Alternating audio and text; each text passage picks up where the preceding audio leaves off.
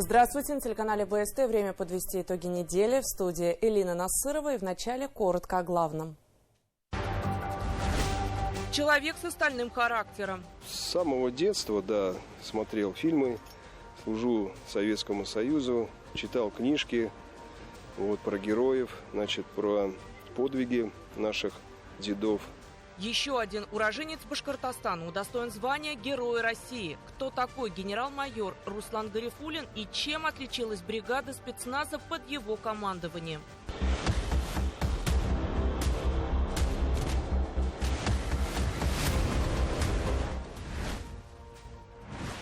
Работа как наказание. Работаю сварщик, давно профессию приобрел здесь. В дальнейшем также буду развивать данную сферу работы.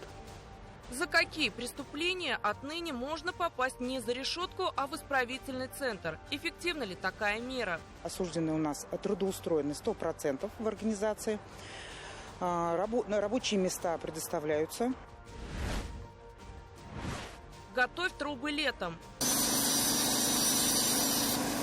Новые требования и критерии подготовки к отопительному сезону. Когда в Уфе завершат ремонт теплоцентралей? На сегодняшний день готовность по котельным и по жилищному фонду составляет больше 60%.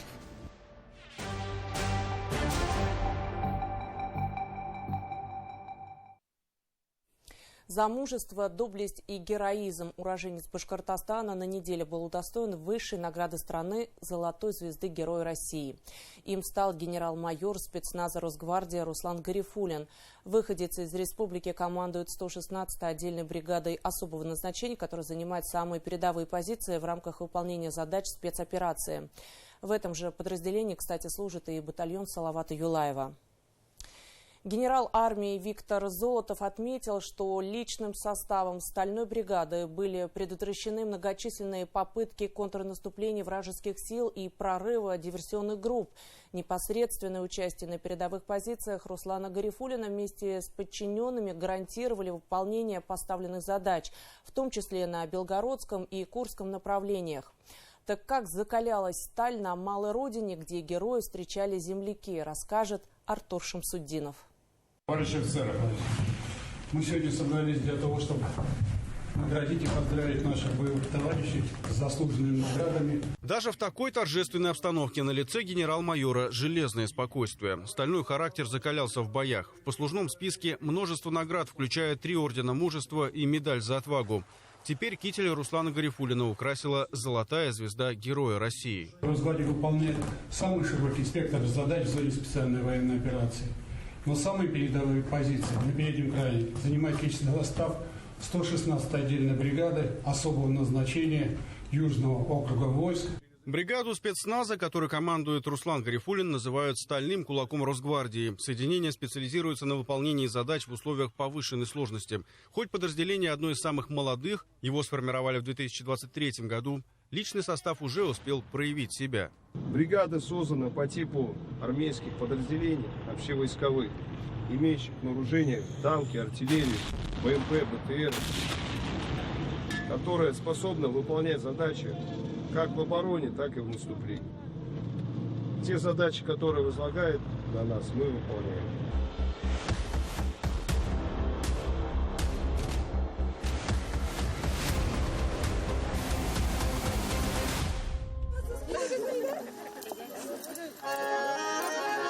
Вот так Руслана Гарифуллина встречали уже на малой родине, что называется, с хлебом и солью. Для жителей Ермекеевского района он уже стал живой легендой. Журнал «Выдача аттестатов». Здесь у нас у Гарифуллина Руслана Вильевича оценки прекрасные, особенно ОБЖ, физкультура, и другие предметы. Ермекеевскую школу Руслан Гарифуллин закончил ровно 30 лет назад. Бывший классный руководитель, он же учитель географии, вспоминает. Уже с детства будущий герой интересовался военной топографией. Был спортсменом, впрочем, никогда не хулиганил, был немногословен и сидел, как и другие мальчишки, за последней партой. Занимался самодеятельностью, хорошо играл гитаре. Участвовал вот в этих концертных номерах. Они же участвовали после 10 класса в военных, 14-дневных военных сборах. Тогда он, конечно, занимался вот среди всех учащихся первое место по стрельбе. Я давно уже ждал такого звания, потому что он во многих таких горячих точках был. И слышал, что он вместе с солдатами везде в окопах, в блиндажах находится. Вместе с ними есть соседей. Так хорошо отзывались о нем. Весь наш коллектив, учительский коллектив, очень гордимся. В школьном музее фотография генерал-майора на стенде почета. Как рассказывает мама, сын с детства занимался греко-римской борьбой и карате. Благодаря хорошей физподготовке впоследствии он защитил свое право носить краповый берет. Я чувствовала сердцем, что он когда-нибудь дойдет до таких ступеней, потому что он честный офицер. Все своим трудом. С детства он хотел быть военным. Военные игры там играли, пистолетики, эти танки. Вот бабушка ему подарила такой огромный танк, я помню, у него в детстве был. После школы Руслан Гарифуллин поступил в Пермский военный институт внутренних войск МВД, ну а после окончания служил в спецназе, выполнял боевые задачи в республиках Северного Кавказа и Сирии, на СВО с первых дней. 116-я отдельная бригада особого назначения под командованием генерал-майора работала на Белгородском и Курском направлениях. С самого детства, да, смотрел фильмы, служу Советскому Союзу, читал книжки вот, про героев, значит, про подвиги наших дедов. Вот. Играли в войнушку, как и все дети, бегали с автоматами. Ну и, соответственно, была тяга именно к военной службе, тяга служить в подразделениях специального назначения. Супруга Героя России, к слову, тоже военнослужащая, знакомы еще со школьной скамьи. Учились в одном классе и, как признаются, это была любовь с первого взгляда. Сейчас воспитывают 3 детей. Несмотря на его внешнюю суровость, казалось бы, и строгость, в семье он совершенно другой. Он очень заботливый, очень мягкий, очень добрый, очень любящий отец. Он для нас является надежным плечом и сердцем нашей семьи. Руслан Гарифуллин стал 5-м по счету военнослужащим, удостоенным звания героя за всю историю Ермекеевского района, и 5-м офицером высшего звена, генералом, выходцем из этого же муниципалитета. Несмотря на то, что Руслан Гарифуллин давно не живет на малой родине, он постоянно ее навещает, причем не с пустыми руками. Герой России помог пополнить коллекцию местного историко-краеведческого музея новыми экспонатами. Вот, например, образцы трофейного оружия, которые он привез сюда прямо с передовой. Самое приятное, что хоть и он герой России, но он все равно земной и надеется, и планирует, и просит помочь развить наш район. Впрочем, не только ратный подвиг наполняет жизнь Героя России. Есть в ней место и глубокой вере. Будучи мусульманином, офицер принял участие в коллективной молитве в местной мечети. Самый сильный воин – это тот воин, который верит в Бога. Да. Бог у нас один, что у христиан, что у мусульман. Без его помощи нет победы. Поэтому однозначно мы должны молиться, верить в Бога, на Него полагаться, ну и сами не подводить. Ну а сразу после Герой России провел для земляков праздничную трапезу. Впереди небольшой отпуск. Затем Руслан Гарифуллин вновь вернется к выполнению поставленных задач. Артур Шамсудинов, Виктор Беренков и Иван Шабрин. Итоги недели. Никто, кроме нас. Этот лозунг накануне звучал по всей стране. В России прошли торжества, посвященные 95-летию со дня основания воздушно-десантных войск. В Башкортостане центральной площадкой празднования стал парк «Патриот» в Чишминском районе. Поздравить тех, кто гордо носит голубые береты, приехал и Ради Хабиров. За все годы существования в воздушно-десантных войсках служили более 100 тысяч уроженцев Башкортостана. Более подробно расскажет Руслан Батыргареев.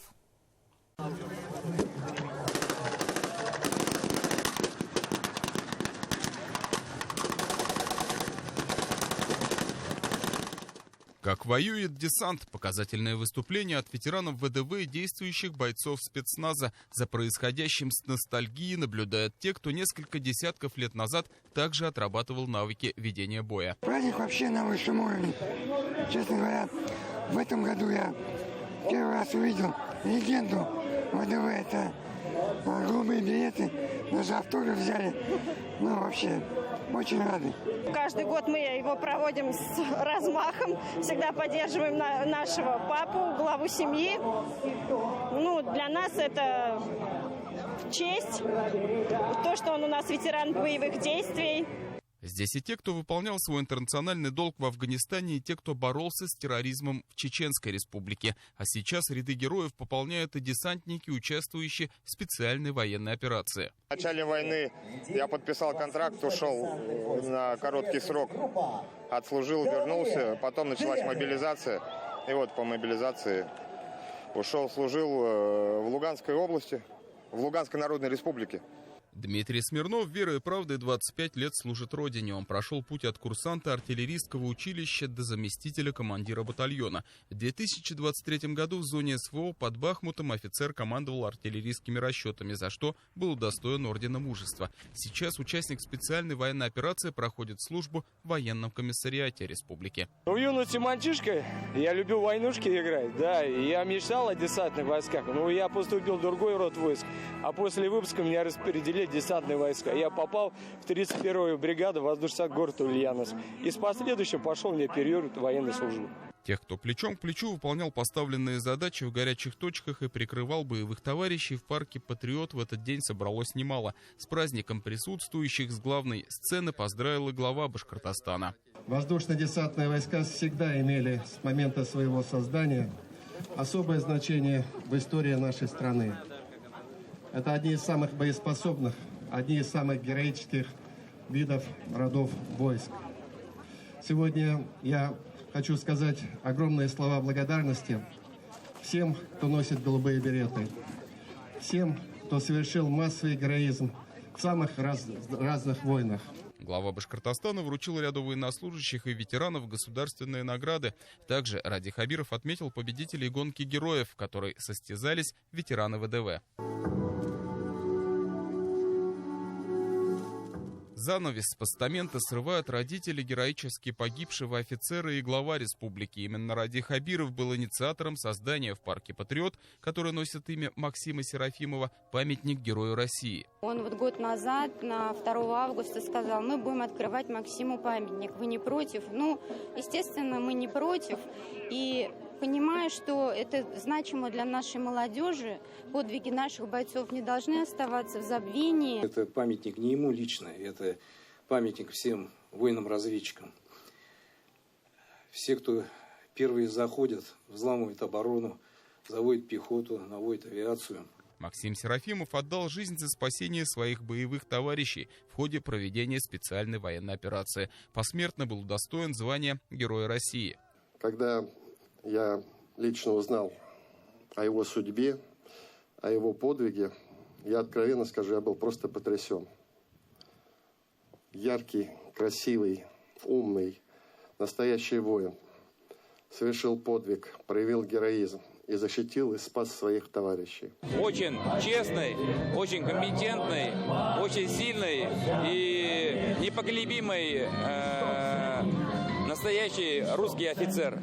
Не просто русский офицер, а гордость ВДВ. Символично, что памятник открыли 2 августа, в день десантника, кем и являлся Максим Серафимов. Ну и как такой праздник без авиашоу и парашютистов? Традиционно на день ВДВ в небе свое мастерство продемонстрировала пилотажная группа «Первушина». 3-й год подряд центральной площадкой празднования Дня воздушно-десантных войск Республики Башкортостан становится территория парка «Патриот». И в этот раз организаторы подготовили яркую и насыщенную программу. Не подкачала и погода, голубое небо и символичные для 2 августа голубые береты. Руслан Батыргареев, Азат Ишбулатов и Виктор Демидов. Итоги недели. Чешминский район.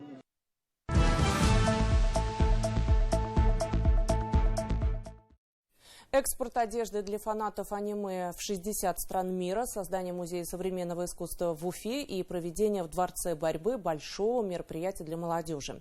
На неделе глава Башкортостана встретился с представителями неформальных сообществ. Многие из них заняты в креативных индустриях. Напомню, что в этой сфере в последнее время уделяется повышенное внимание. Не так давно Ради Хабиров подписал указ о грантовой поддержке представителей бизнеса с фондом 25 миллионов рублей. О том, кто делает экономику региона более творческой и какие перспективы открываются у молодежи, расскажет Даниил Байков. После тщательных замеров сотрудницы ателье вручную и с помощью швейных машин создают с нуля модную для нынешней молодежи одежду. Это не только худи.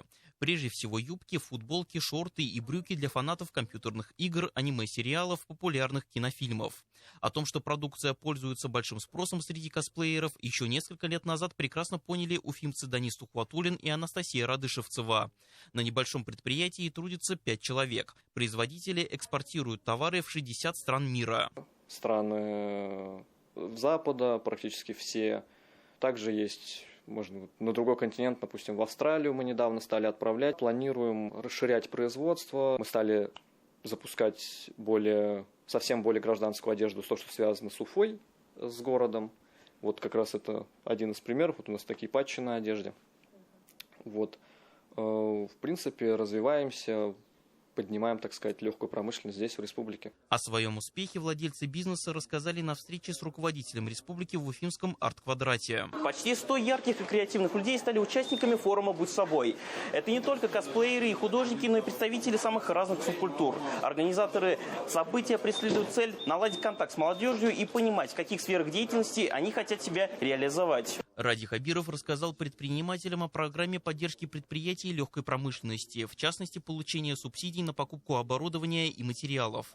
Глава Башкортостана пригласил представителей креативной индустрии на предстоящий фестиваль «Купец 2.0» для продвижения своей продукции. В Стерлитамаке, знаете, есть такой фестиваль «Купец 2.0», может быть, вы слышали.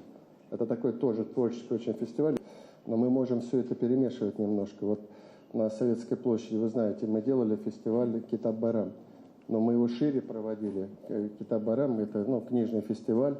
Во-первых, это здорово, что мы про книгу говорим, но туда очень много всевозможных активностей намешано. Руководителю республики представили и проекты современных художников, в частности в стрит-арт-искусстве. Кирилл Ильин прошел отбор фестиваля ПФО «Форм-арт».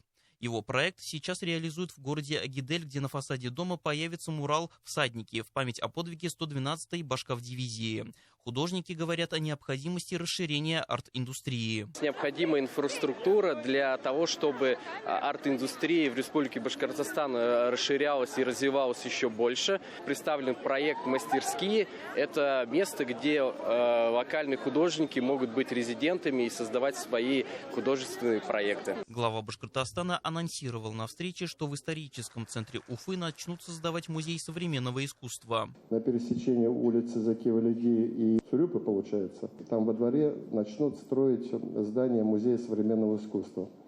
Это тоже мы инвестора уговорили, он будет строить. Это тоже, в общем-то, для вас. Но вы сами понимаете, что это все равно какая-то там небольшая плата будет. О своем творчестве рассказали музыканты, а также танцоры, исполняющие номера в стиле кей-поп. Косплееры отметили, что ежегодно в столице проводится крупнейший в ПФО аниме-фестиваль. Его участники более 5000 человек. Ради Хабиров предложил провести большое мероприятие во Дворце борьбы. Приходите туда все. У каждого свой будет уголок. Проходимость огромная, то есть людей будет очень много. Вот мы будем такие большие вещи делать. Это привлекает. Люди специально будут приезжать. Тут приедут люди целевым способом вот на этот фестиваль. Мы же немножко про экономику. Любой приезд человека, почему нам важно? Это гостиница остановился, деньги оставил. В ресторан, кафе сходил, деньги оставил. Автобусом попользовался, в музей зашел, там деньги оставил. Это экономика. В Башкортостане, как и по всей стране, огромное внимание уделяют развитию креативных индустрий. Ради Хабиров подписал указ о грантовой поддержке представителям бизнеса с фондом в 25 миллионов рублей. Сами молодые предприниматели отметили на встрече, что достичь успеха можно только благодаря упорному труду в любимой сфере. Для них даже маленькая победа – большой шаг на пути к своей цели. Даниил Байков, Азат Ишбулатов, Шамиль Каримов. Итоги недели. Гуманизация уголовной политики. Госдума приняла закон, в котором в качестве альтернативы лишению свободы или штрафа введена возможность назначения принудительных работ. Это наказание будет применяться при осуждении за преступления небольшой, средней тяжести, а также за тяжкие в случае первичного осуждения. Максимальный срок 5 лет. Нарушитель будет жить в исправительном центре и работать. Кого коснется новая мера и как система уже работает, расскажет Наиля Нуриева. Мост между тюрьмой и свободой. Именно так называют это место сами осужденные. На деле это дом для оступившихся с шансом на реабилитацию и возможностью начать жизнь заново. Жизнь туймазинца Юрия Зимина изменили наркотики. За употребление и хранение попал в колонию. После нескольких лет отбывания срока получил перевод в исправительный центр. Уже почти год живет в общежитии с ограничениями и работает в одном из предприятий Уфы сварщиком. Как обычной жизнью живешь, как все дома живут, так и здесь. Только здесь есть определенные рамки, распорядок, внутренний ПВР. Правила внутреннего распорядка, соблюдаешь его, и остальное все как дома. Занимаешься по быту, готовишь кушать себе, соответственно, стираешься. Здесь социализация проходит, адаптируешься к обществу, налаживаешь разорванные социальные связи. По такой же статье на 9 лет был осужденный уфимец Заур Хабибов. До исправцентра 5 лет сидел в колонии. За год, проведенный в центре, переосмыслил жизнь, нашел любимую работу, на которой планирует остаться и по окончании срока. С металлом работаем, обрабатываем его. Мне там очень нравится. Коллектив очень хороший, мастера все отзывчиво относятся. В дальнейшем планирую остаться там, добиваясь своих целей, которые уже поставил себе на будущую жизнь. И стремлюсь к этому, потихонечку встаю на ноги. Получить перевод из колонии в исправцентр по решению суда может тот, кто положительно характеризуется и настроен вести правопослушный образ жизни. Сюда же направляются правонарушители, приговоренные сразу к принудительным работам. Один из таких – 21-летний Ролан Ишбердин. Как там Илюша, как там Эльза? Все хорошо. После неудачной попытки работать вахтами юноша нашел заработок в мессенджерах, занимался выводом денег. После поимки осудили по статье мошенничества. Присудили почти 3 года принудительных работ с возмещением денежных средств потерпевшим. К этому времени, когда я уже сюда пришел, у меня уже полное понимание, осознавание появилось, что так в дальнейшем не получится. То есть либо честно жить, либо на лагерь. Работаю сварщиком, данную профессию приобрел как раз здесь. В дальнейшем также буду развивать эту данную сферу работы. Законом вносятся и изменения в статьи Уголовного кодекса России. Теперь в стенах исправцентра могут оказаться осужденные по статьям об уклонении от уплаты алиментов, о незаконной банковской деятельности, о охоте, о злоупотреблениях в сфере госконтрактов, коммерческом подкупе и других преступлениях экономической направленности. Изменения, вносимые этим федеральным законом, законодательства направлены на гуманизацию уголовного права. Через принудительные работы осужденные смогут скомпенсировать нанесенный ущерб, а также будут изолированы от воздействия уголовной среды. А потому уровень повторной преступности среди указанных осужденных будет минимальным. Инструментов изоляции в исправцентре гораздо меньше, чем в колониях. Нет конвоя и решеток на окнах, доступны телефоны. Но строгого режима хватает и здесь. Осужденные обязаны беспрекословно соблюдать правила внутреннего порядка и работать там, куда направлены администрацией центра. Нарушение распорядка дня, отказ от работы. За 3 подобных нарушения осужденный попадает в помещение для содержания нарушителей до решения суда. А дальше либо еще один шанс, либо обратно в колонию. На сегодня наряды. Песчаный карьер 2 человека. Я! Да подождите вы! Огласите весь список, пожалуйста. Работу дают предприятия и индивидуальные предприниматели, имеющие соответствующий договор с исправительным центром. Осужденные трудятся на рабочих должностях вместе с гражданами без судимостей. Получают зарплату, из которой до 20% удерживают в счет государства. К тому же осужденные могут закрыть кадровый голод в ряде рабочих профессий. Так, уже 2-й год подопечным исправцентра предоставляет работу служба по благоустройству города. У нас договор с исправительным центром.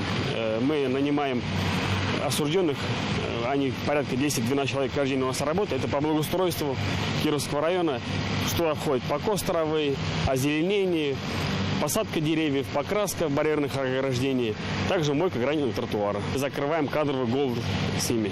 И есть у нас уже практики, которые ребята заканчивают свой срок и переходят к нам на постоянную работу, к нам устраиваются. Сегодня на территории республики 6 учреждений, где отбывают наказание в виде принудительных работ более 600 осужденных. Исправительные центры есть в Уфе, Стерлитамаке, Бирске, Ишимбае и Салавате. У нас открытие было в декабре 2021 года.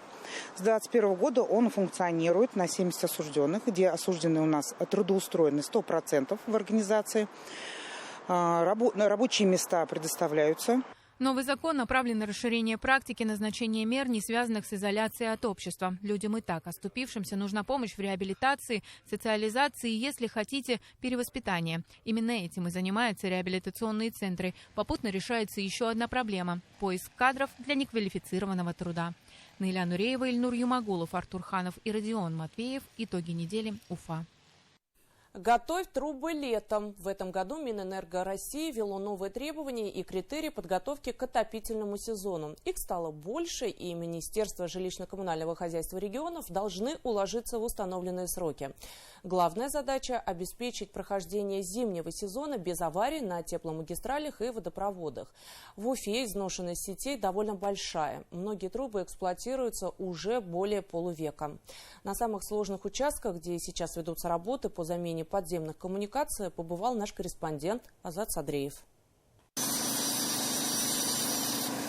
К шуму от строительных работ жители домов по улице Ухтомского уже привыкли. Здесь проводятся масштабные реконструкции и замена не только устаревших труб горячего водоснабжения, но и тепловой камеры, в которой меняют всю систему от вентилей до перекрытий. Непосредственно тепловой камеры узла вышел срок службы. Нами было принято решение для замены полностью реконструкции камеры, для замены регулирующих элементов, непосредственно дренирующих устройств. Кроме ремонта тепловой камеры, уфимские инженерные сети ведут работы еще на 2 участках в Деме. В общей сложности уже заменили более 750 метров теплотрассы, чтобы избежать прорывов и утечек в зимний период. Работы уже практически завершены. Сейчас вот здесь, на этом участке, ведется уже переврезка. Это переключение с байпасной линии, которую мы монтировали для того, чтобы обеспечить жителей ближайших домов на время ремонта горячей водой в основной сети. И после этого уже будет завершена обратная засыпка и восстановлено благоустройство, и дорога будет открыта для движения к радости всем ветчан. В текущем году Минэнерго России утвердила отдельные правила, по которым теплоснабжающие и теплосетевые организации должны готовиться к отопительному периоду. При этом оценивать их готовность уполномоченные органы будут по новому порядку. Отрабатываем и новый порядок, и новые критерии. В части готовности республики к зиме она основывается на климатических условиях. У нас традиционно это было 15 сентября. Вот к 15 сентября та точка, к которой мы должны подойти и подготовить республику. На сегодняшний день готовность по котельным и по жилищному фонду составляет больше 60%. Если раньше была просто черная труба полиэтиленовая со сроком службы до 20 лет, то сейчас снаружи и снутри имеется защитный слой. То есть его даже кувалдой невозможно разбить. И срок службы такой трубы минимум полвека. В рамках программы модернизации коммунальной инфраструктуры Уфа-Водоканал проводит капитальный ремонт водопровода диаметром 500 миллиметров. Протяженность участка 860 метров. Данный ремонт имеет определенные технологические свои процессы. Это связано с тем, что мы переключаем абонентов, отключаем. То есть мы должны абонентов предупредить за 10 дней. Во время переврезки абонентов, соответственно, новую трубу мы должны прохлорировать, промыть, получить анализы, чтобы давать потребителям качественную воду. В прошлом году Уфа-Водоканал установил своеобразный рекорд, заменив почти 48 километров труб. На эти цели из разных источников направили 3,5 миллиарда рублей. Но и это лишь капля в море. Общая протяженность водопроводных и канализационных труб в Уфе составляет порядка 3000 километров. Это как расстояние до Москвы и обратно. И 70% этих труб в данный момент находятся в аварийном состоянии. Большинство из них были уложены более полувека назад. Чтобы полностью заменить устаревшие сети, понадобится минимум 30 лет. Сократить этот срок можно, увеличив тарифы для населения, но предприятие решило пойти другим путем. Уфа-Водоканал максимально участвует во всех федеральных программах, привлекая финансирования и параллельно наращивая свою производственную базу. При этом работы по замене коммуникаций проводятся методом санации. Вместо того, чтобы рыть длинные траншеи до проезжей части, новую трубу проталкивают в небольшой котлован. Данный метод нам позволяет открывать только участками несколько котлованов с захватом, допустим, 100-150 метров. Есть приемный котлован, есть заходной котлован. Данным способом мы разрушаем трубу и заталкиваем трубу именно прямо участками, чтобы не разрывать, не портить асфальт. Плановый ремонт и на улице Гафури. Как говорят коммунальщики, существующего диаметра труб уже недостаточно для снабжения теплом новых кварталов. Автомобилистам придется потерпеть частичное перекрытие улицы до 10 октября. Работы ведутся и в жилом секторе на улице Губайдуллина. Чтобы минимизировать неудобства для людей, подрядчики стараются выполнить замену устаревших труб в короткие сроки. Труба здесь где-то 78 или 82, я уж точно не помню, но труба очень старая и в плохом состоянии, корродированная, и, в общем, много утечек было. Много жителей жаловались на это, поэтому пришли к тому, что надо ремонтировать.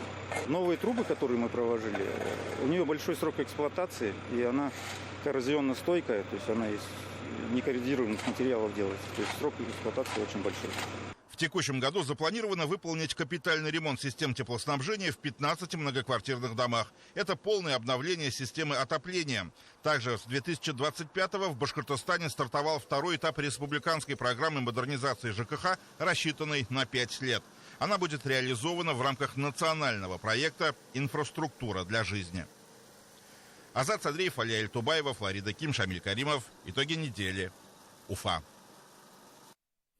Отдыхающих Турции предупредили об опасной бактерии вибрио. ДНК-возбудителя холеры обнаружили на побережьях Мраморного, Эгейского и Средиземного морях.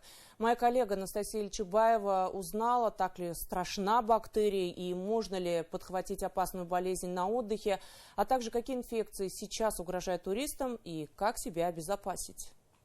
О том, какие риски могут поджидать на отдыхе, поговорим сегодня с главным врачом Республиканской инфекционной больницы и главным внештатным специалистом-эпидемиологом Министерства здравоохранения Республики Башкортостан Азатом Мухамедьяновым. Азат Мунирович, здравствуйте. Добрый день, Анастасия. Ну и к теме, которая волнует, есть ли сейчас уже зарегистрированные случаи привозных болезней из-за границы у нас в республике, может быть? От года к году опасных инфекций в страну завозится больше, чем связано с ростом заболеваемости в мире. Ситуация с заболеваемостью еще корью в республике также остается напряженной. За январь-июнь 2025 года зарегистрировано 54 лабораторно подтвержденных случаев заболевания. И надо сказать, что каждый четвертый из них завозной, привезенный из других регионов России или стран ближнего зарубежья, что подчеркивает высокие риски распространения. Кроме того, на сегодняшний день в Республике Башкортостан зафиксированы 2 случая заражения лихорадкой Денге, привезенные извне. Первый случай, если я остановлюсь немного, женщина после отдыха в Таиланде обратилась к врачу с жалобами на повышение температуры тела, тошноту и повторяющиеся эпизоды рвоты, которые возникли во время отпуска. Второй случай. Мужчина обратился за медицинской помощью после возвращения из продолжительного отпуска в Арабских Эмиратах и на Мальдивах, сообщив о появлении слабости, общего недомогания, головной боли и повышения температуры. Азат Мунирович, а какая тенденция в этом году, в этом сезоне? Что вызывает опасения? Опасения вызывает резко увеличившаяся заболеваемость менингококковой инфекции, которая сопровождается изменением ее структуры. Если ранее болезнь преимущественно регистрировалась у детей, то сегодня около 75-85% всех зарегистрированных случаев уже приходится на взрослое население. Также вызывает сегодня опасения новый штамм COVID-19, который активно распространяется по миру. В России уже зафиксировано таких случаев 114. Это вирус Стратус, больше половины из них в Москве. Этот вариант похож на другие варианты омикрона и переносится большинством пациентов достаточно легко, но может представить опасность для людей, у которых уже пониженный иммунитет. И характерным симптомом для стратуса является сиплость голоса. И особо также беспокойство вызывает вирус чикунгунья, который передается через укусы комаров. По данным Всемирной организации здравоохранения, заболевание уже выявлено в 119 странах. Смертность от этой инфекции низкая, но в мире могут пострадать тысячи людей. Тяжело всего лихорадку перенос, конечно, как всегда, ослабленные пациенты, у которых иммунитет ослаблый. Симптомами болезни является также высокая температура, сильная боль в суставах, которая может сохраняться от нескольких недель до месяцев. Поэтому все инфекционные болезни, уважаемые слушатели, они начинаются всегда с подъема высокой температуры. Азат Мунирович, и уже вторую неделю везде пестрят заголовки о том, что в Турции найдена ДНК бактерии, которая вызывает холеру, вибрио. Это на самом деле так страшно? Стоит ли нам опасаться? Ну, да, на самом деле эта информация сейчас она гуляет сегодня, что парагемолитический вибрион обнаружен там, и вибрион вольный фикус называется. Стоит ли бояться купания? Ну, это обнаружено в водах Мраморного, Эгейского и Средиземного моря. Обнаружили ДНК. Они родственницы холерного вибриона, но сегодня их, как сказать, однако стоит отметить, что эта бактерия не вызывает холеру, но распространение бактерий носит сезонный характер, и микроорганизмы естественным образом присутствуют в прибрежных и солоноватых водах, особенно там, где пресная вода смешивается с морской. Но реальные угрозы от вибрионов для туристов крайне низкие на сегодняшний день, потому что парагемолитический вибрион он вызывает кратковременную диарею, это 1-2 дня при употреблении сырых морепродуктов. Любители у нас есть таких тоже, устрицы или мидии. А вибрион, другой, вольный фикус, это опасен только для людей с хроническим заболеванием, у которого уже диабет, болезни печени, иммунодефицит. И лишь при купании с открытыми и незажившими ранами на сегодняшний день, или даже если швы, которые не зажили. Ну и, как говорят, лучше предотвратить, чем лечить. Какие меры предосторожности стоит предпринять туристам? В основном это не употреблять в пищу сырые, мясные, молочные продукты, морепродукты. Также избегать купания, вот я уже говорил, открытыми ранами или свежим пирсингом. И промывать такие участки антисептиком нужно при контакте уже с водой. Также важно часто мыть руки с мылом. Пить только бутилированную воду именно в те страны, когда вы выезжаете, кипяченую воду. Вы, если помните, во время ковида мы мыли руки тщательно, и в то время, я постоянно повторяюсь с вами в беседе, что в то время, во время ковида, не было кишечных инфекций таких. И поэтому сегодня мы опять это забыли, и кишечные инфекции, конечно, свою голову поднимают. Поэтому, опять же, все у нас в своих руках. Если будем правила соблюдать, все будем здоровы, и лето уже никто, ни у кого не обращится уже такими вот тяжелыми заболеваниями, и кто будет попадать уже непосредственно уже в лечебные учреждения. Поэтому желаю вам крепкого здоровья, берегите себя. Спасибо. Возьмем за правило фразу «лучше предотвратить, чем лечить». Спасибо. Согласна. Такой была уходящая неделя. Далее авторская рубрика «Между нами» моего коллеги Руслана Шарафудинова. Ну а сразу после программы «Республика Лайв». Всего доброго, спасибо за внимание.